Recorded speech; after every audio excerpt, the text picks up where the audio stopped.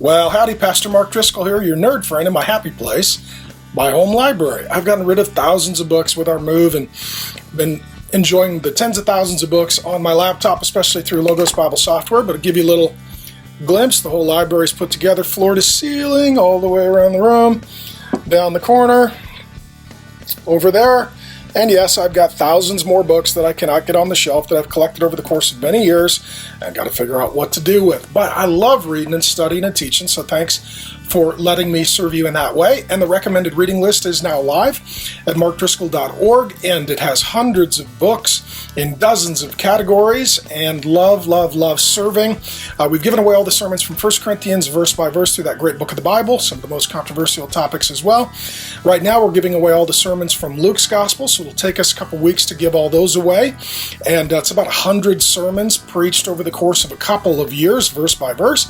And then, Lord willing, providing we keep getting it all captured appropriately every week, we'll give away 1 John, the Father Heart of God, brand new sermon series I'm preaching on Sunday mornings in Scottsdale, Arizona at the Trinity Church Core Launch Team Bible Study. And so at the Trinity Church, we're getting everything ready for a public launch late summer, early fall, Lord willing. And so I'm teaching folks 13 weeks, verse by verse, through 1 John.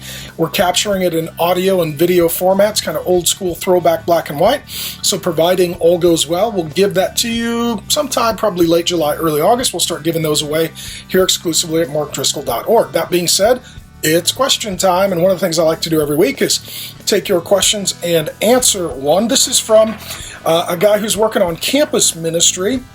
Thanks for doing that. God saved me in college, and as the dad of a daughter who's a freshman in college, appreciate all those who are in student ministry, especially on college campuses. He says, I have a question concerning Genesis 6. I do college and post-grad ministry, and a subject that is very relevant to the millennial generation is the extraterrestrial alien phenomena. From basic research in a biblical perspective, Genesis chapter 6 would be the only incidents where aliens or fallen angels may be a possibility. Many theologians, past and present, have different views about the Nephilim. We'll talk about those guys, especially John Calvin, calling the possibility of fallen angels having relations with women, quote, absolutely absurd. But others, such as the book of Enoch, some portions of Scripture, and the purpose behind the flood, may support the possibility of fallen angels or aliens. Not to mention Christ's words in Matthew 24:37, where he says he will come and it will be like the days of Noah. Can you give me your insights into Genesis 6, the meaning of the Nephilim, and if you think there could be a biblical possibility that we call aliens are perhaps fallen angels, watchers, demonic beings? Yes, we're into aliens. And this is a hot, big topic. Boy, from the advent of sci-fi to all kinds of television shows and movies, there's this continual fascination with the possibility of life on other planets, life beyond the human race, and aliens and extraterrestrials. Sometimes this shows up with specials on TV where they're trying to do some sort of pseudo-historical or scientific examination of ancient alien life, and did they exist, and how do we know? And sometimes it's whole television series on ancient aliens where they're just very devoted to trying to provide what they consider is satisfactory evidence for the existence of alien extraterrestrial life beings from other planets. Aliens. What does the Bible have to say? Well, the place that you quote is actually the one place that folks who tend to think there are aliens in the Bible, they gravitate toward this text and they say, see, there it is, there it is, there it is. I know there's aliens and there's aliens in the Bible as well, but is that in fact what the scriptures would say? Let's just read it, Genesis 6. And for context, Genesis 5 is genealogies. Here's these family lines. Genesis 6 is God flooding the earth and being done with human sin and starting over through one family, the line of Noah that was chosen by grace. And right between the genealogies and the judgment is this section that some would say, and that you are asking whether or not it in fact relates to aliens. So here we go. When men began to multiply on the face of the earth, on the land, so population is increasing, and daughters were born to them, the sons of God saw that the daughters of men were attractive. So it seems to me like there's a godly line and an ungodly line, and these guys who come from believing families get really interested in these unbelieving young women, and they start marrying them and having children. It would be like today if Christian boys all left the Bible college and ran off with gals who didn't know and love the Lord because they were attractive and fun to be with. And they took as their wives any that they chose. So it's not God's will, but they're just chasing their own will. Then the Lord said, my spirit shall not abide in man forever, since he is flesh, his days shall be 120 years. God says, I'm patient, I have a long wick, but it's burning, you got 120 years, things don't turn, then I'm going to flood the earth and we're going to start over because I'm kind of done with everybody. The Nephilim were on the earth in those days. Who are these guys, the Nephilim? That's the big question. And also afterward, when the sons of God came into the daughters of men and bore children to them. So there's the sons of God, the daughters of men, they come together and they have children. Is this human beings having intimate relations and marriage with aliens? And if so, how are we getting children? And is this sort of a superhuman alien race that comes from this illicit union? These were mighty men who were of old, the men of renown. The Lord saw that the wickedness of man was great in the earth, and that every inclination of his heart was only evil all the time. And God was devastated in his heart. God's heart was broken by human sin. Well, let's get into it. Who are these groups? Well, some would say, firstly, that this is human beings having intimate relations with aliens. And the result comes some sort of special race of sort of hybrid alien life form, part human, part alien. Now we're into all kinds of comic book heroes and sci-fi and all kinds of speculation. Well, number one, nothing in the Bible is said about any race beyond the human race. So if we're going to go from the testimony of the Bible, it talks about the earth. It doesn't really talk about other planets. Genesis 1 hones in on the first two human beings, Adam and Eve. The Bible talks about them repeatedly as actual historical people. Jesus speaks of them, Paul speaks of them. Adam and Eve, real historical people. And the Bible tells us that these are the first people that ever lived. So if there is some other, alien race, they don't descend from Adam and Eve.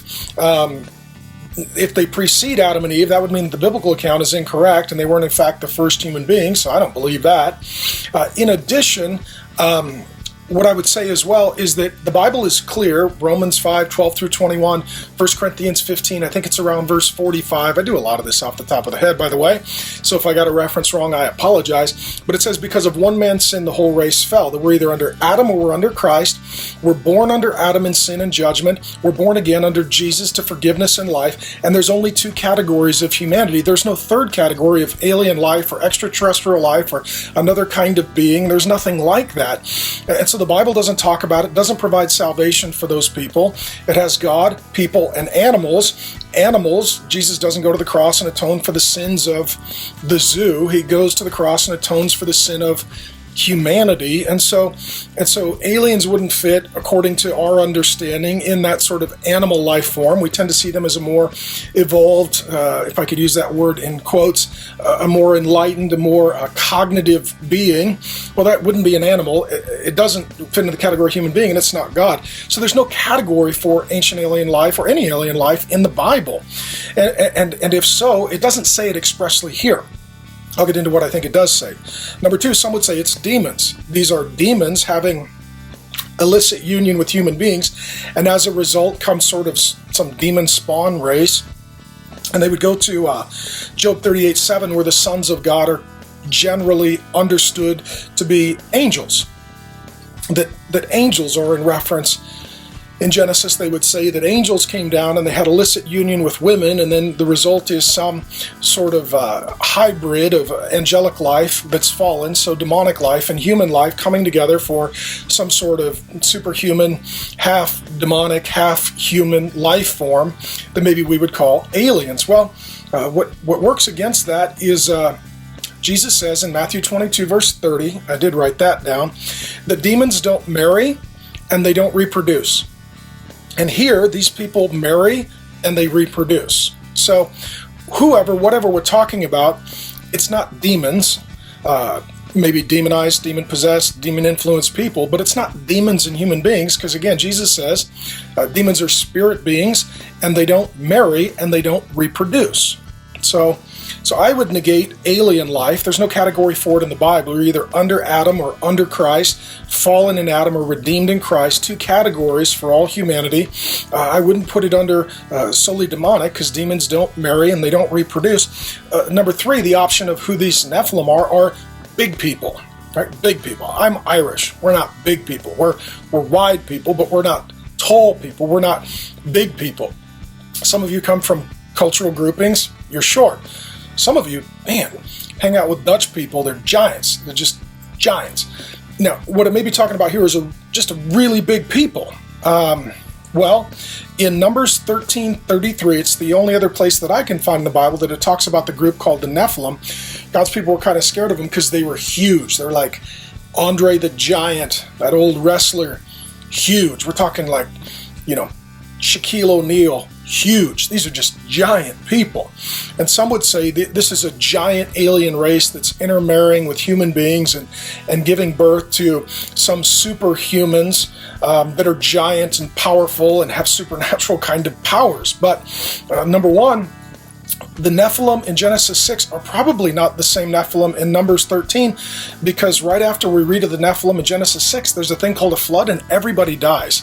So the only people that live through the flood are Noah and his family. Well, that means that whoever the Nephilim are years later in Numbers 13, they're really big people, but they're probably not the direct descendants of the previous people mentioned in Genesis 6, because all those people died in the flood. You get it? So maybe they were big people, probably not direct descendants. Maybe they were a group of people that were just really large, but that doesn't necessarily make them alien life form. Number four, and I think this is the most tenable, what it's talking about here is God's people marrying people who are not God's people. Intermarriage, those who worship God, those who worship false gods, those who are in the family line of God, Genesis 5, and those who are not in the family line of God, Genesis 6. And right here between these two chapters, it talks about the people who are supposed to belong to the Lord marrying people who don't belong to the Lord, and they're having children together, and that breaks God's heart because God's people are not inclined toward Him, and young men are more interested in being with a certain kind of gal than they are in raising kids that know, love, and serve the Lord. And so what you may have here, where it says the sons of God, those are supposed to be people from the godly line. The daughters of men, it doesn't mention God, that these are people that really are godless. So it's supposed to be godly men are supposed to marry godly women, but as it is, godly men are marrying ungodly women. As a result, those men are acting in a way that is ungodly, breaks the heart of God, contributes to judgment, and God flooding the earth and saying, I'm going to start with one family, and we're going to start over as a result of human sin on the earth. Now, are these people aliens? I don't think so. May they be big people? Yeah, there could be some big people. That's a possibility. Could they be demonically inspired, meaning that they've given themselves over to false religion, and as a result, they're demonically empowered? Yeah, that's possible. So you may have people that are big, you may have people that are evil, but they're still people. Still people. Now, that being said, I don't think that there is a clear argument to be made from the Bible for alien life. If there is alien life, the Bible doesn't really talk about it. In addition, there's no indication that Jesus died for them. And since sin has infected and affected the whole of creation, Romans 8 says, then if there are other beings, they perhaps do not bear the image and likeness of God. Perhaps their sin is not atoned for. God never speaks of them. It opens all categories of complexity. What do I think aliens are? Well, if there is an encounter with what appears to be alien life, there's another category, and that is it could be demonic. When you hear of spaceships sort of defying all laws of gravity, well, that could be not just a physical object, but that could be a spirit being manifesting itself in a physical way. When the reports that are given, if they're in fact true from these alien life forms, if they don't point to the God of the Bible, but they point away from the God of the Bible, and they don't increase our love for God, but they cause confusion about who God is, then perhaps it's demonic. Now, I can't say with certainty, but the Bible gives categories of God, humanity, animals, and demons. So animals are not communicating, pretending to be extraterrestrial life. people don't have certain abilities that others would report they see from spacecrafts and things of that nature. God wouldn't deceive us and cause us to be led astray. That does leave open the category of the demonic. Is it possible that things that appear to be alien life forms and extraterrestrial are actually demonic counterfeits and are pretending to speak, sort of wisdom and insight and revelation from another realm? That being said, I'll close with one other weird thought. Maybe I'll pick it up another time. I don't have time today. But a lot of people think that Jesus was an alien. A lot of younger people. This is a person working in college ministry. We did a very comprehensive survey some years ago, and the majority of people who didn't think that Jesus was God, they thought he was an alien. It used to be that C.S. Lewis would say that Jesus is Lord, liar, or lunatic. And today they would say, no, he's an alien. That he's part human, he's part alien. He's kind of like a Superman, that he was birthed on another planet, but he looks like one of us, and he arrived on Earth, and he was raised by poor, humble, rural parents, and he grew up to have superhuman abilities, and he was here to save the human race, and around the age of 30, he went public doing all the supernatural. So for them, if we think of alien in terms of Superman, they would take that Superman myth and they would apply it to Jesus, and they say, well, he did do miracles and he did heal people, and he couldn't kill them, and he could walk on water, and he could walk through walls, and he could raise the dead, and he could do the extraordinary because he was an alien. Now, I don't think Jesus was an alien. In fact, I know Jesus is God become a man. But that being said, it is curious that in our day, even those who are non-Christians, they're open to the supernatural, they're open to the spiritual, they're even open to the possibility of the miraculous, and they want to not deny that Jesus did those things which are superhuman, but rather than attributing them to him being God, they would attribute him to the possibility of being an alien extraterrestrial life force. What a weird day we live in. That's my rant with minimal notes. God bless you. I'll answer another question next week. Thanks.